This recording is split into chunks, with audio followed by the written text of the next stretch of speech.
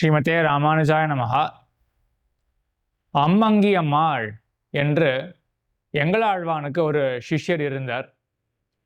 எங்களாழ்வான் நேரே எம்பெருமானாருடைய சிஷ்யர். அவருடைய சிஷ்யர் அம்மங்கி அம்மாள்.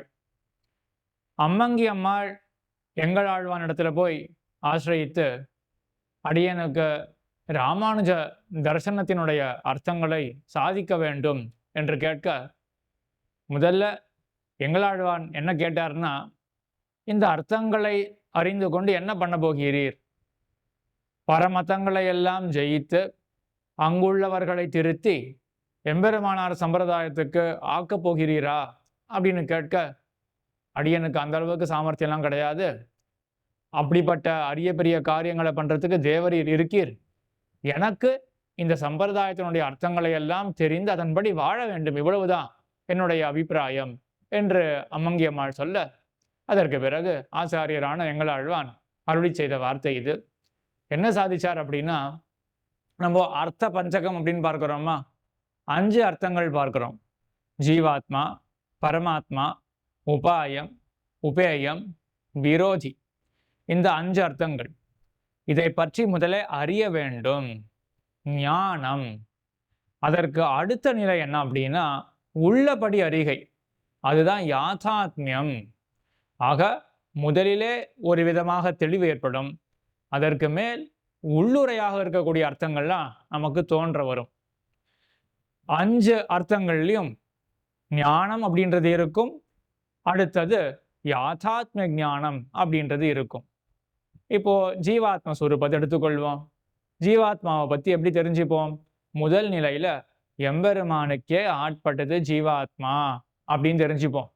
அதற்கு பிறகு யாதாத்ம ஞானம், உள்ளபடி அறியும் பொழுது இந்த ஜீவாத்மாவானது எம்பெருமான் அடியார்களுக்கு, பாகவதர்களுக்கு ஆட்பட்டது ஜீவாத்மா அப்படின்னு தெரிஞ்சுப்போம்.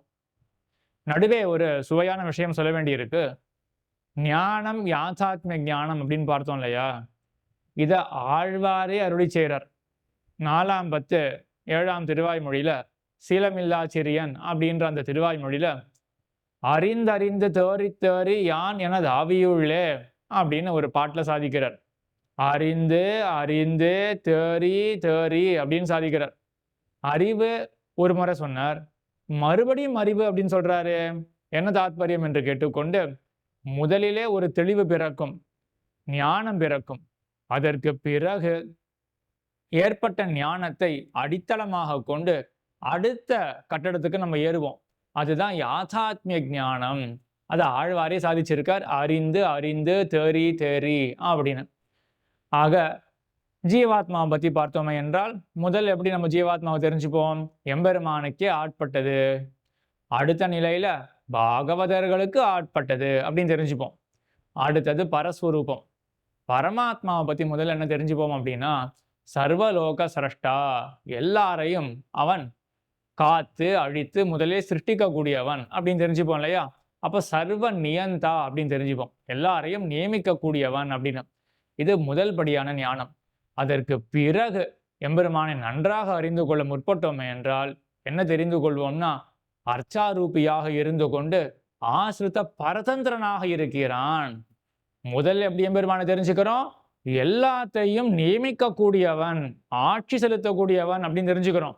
ஆனா கடைசியில எப்படி போய் முடிக்கிறோம்? அப்பேற்பட்டவன் அர்ச்சாரூபியாக இருந்து கொண்டு அடியார்களுக்கு வசப்பட்டவன், பரதந்திர பூதன் அப்படின்னு தெரிஞ்சுக்கிறோம். இதுதான் பரஸ்வரூபத்தை பத்தின ஞானம், யாதாத்மிய ஞானம். அடுத்தது உபாய சுரூபம். உபாயம், வழி.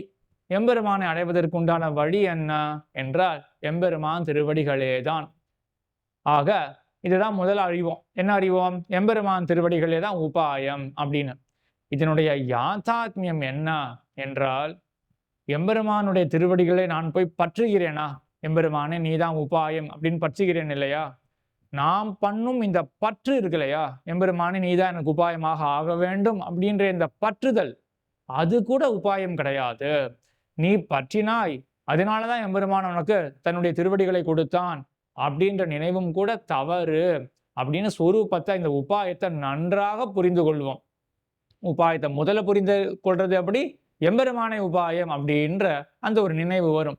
அதற்கு அடுத்தது நன்றாக புரிந்து கொள்ளும் பொழுதுதான் என்ன பண்ணுவோம் அப்படின்னா, எம்பெருமானை உபாயம் அப்படின்னு புரிஞ்சுட்டேனே, இதுக்கு கூட உபாயத்துவம் கிடையாது, இது கூட உபாயம்னு சொல்ல முடியாது, இதற்காக எம்பெருமான் மோட்சம் கொடுக்கிறான் என்றது கிடையாது, அவன் நிருஹேத்துக கிருப்பையாலே கொடுக்கிறான் அப்படின்றத உபாயத்தை நன்றாக புரிந்து கொள்வோம். அடுத்தது 4வது தத்துவம் என்னது? உபேயம். அதாவது புருஷார்த்தம் இருக்கு இல்லையா? என்ன புருஷார்த்தம் நமக்கு? கைங்கரியம். அப்ப எடுத்த மாத்திரத்துல எப்படி தெரிஞ்சுப்போம்? எம்பெருமான் திருவடிகள்ல பண்ணக்கூடிய கைங்கரியம் அதுதான் எனக்கு பலன் அப்படின்னு தெரிஞ்சுப்போம் இல்லையா? அதனுடைய யாதாத்மியம் கொஞ்சம் ஆழமா போனோமே என்றால் என்ன தெரிஞ்சுப்போம்னா, பாகவதர்களுக்கு பண்ணக்கூடிய கைங்கரியம் தான் பலன் அப்படின்னு தெரிஞ்சுப்போம். கடைசியில் 5வது அர்த்தம் என்னது? விரோதி. விரோதியை பத்தி முதல்ல தெரிஞ்சுக்கும் பொழுது, அகங்காரம், மமகாரம், சரீர சம்பந்தம், இந்த சம்சாரம் இதெல்லாம் விரோதி அப்படின்றத தெரிந்து கொண்டு எம்பெருமான் திருவடிகளை உபாயமாக பற்றுவோம். விரோதியை பற்றி தெரிஞ்சுக்கிறது இது முதல் நிலை. ஆனால் விரோதியை நன்றாக அறிய முற்பட்டோமே என்றால் அப்ப என்ன தோணும் அப்படின்னா, எம்பெருமானை விட்டு அகலுவதற்காக காரணமாக இருக்கக்கூடிய இவைகள், இது மட்டும் விரோதி கிடையாது, பாகவத சம்சேஷத்துக்கு தடுப்பாக எது எதெல்லாம் இருக்கோ அதுவும் விரோதி அப்படின்னு அறிந்து கொள்வோம். அதுல கூட முக்கியமான விரோதி கடைசியில் என்ன தெரிஞ்சுப்போம் அப்படின்னா, பாகவதர்களோட கூடுறோமா அப்பொழுது பாகவதர்களுடைய தோஷமானது நம் கண்ணுக்கு இலக்காகுமே என்றால் அது ஒரு பெரிய விரோதி. பாகவதர்களிடத்துல குற்றம் குறைவுகளை பார்க்க கூடாது. பார்த்தாலுமே கூட எதற்காக பார்க்க வேண்டும் அப்படின்னா, இந்த சுவாமிக்கு எப்படியாவது இந்த தோஷங்களை தீர்க்க வேண்டுமே, அவரிடத்துல ஏதாவது சொல்லி ஆலோசனை சொல்ல வேண்டுமே அப்படின்ற நினைவோட அந்த தோஷங்களை பார்க்க வேண்டுமே ஒழிய, இவருக்கு இந்த தாழ்ச்சி உண்டு அப்படின்ற நினைவோட பார்க்கவே கூடாது என்றதுதான் விரோதியினுடைய யாதாத்மியம். அவைப்படி அம்மங்கி அம்மாள் இந்த சீரிய அர்த்தங்களை எல்லாம் மெங்களாழ்வான் இடத்திலே பெற்றார். 5 அர்த்தங்கள், அதாவது அர்த்த பஞ்சகம் அப்படின்னு சொல்லக்கூடிய அந்த 5 அர்த்தங்கள்ல முதல் நிலை ஒண்ணு, அதே போல ஆழமான நிலை யாதாத்மியம் என்ற மற்றொரு நிலை உண்டு என்றதை கண்டோம். ஆழ்வார் திருவடிகளே சரணம், எம்பெருமானார் திருவடிகளே சரணம், ஜீயர் திருவடிகளே சரணம்.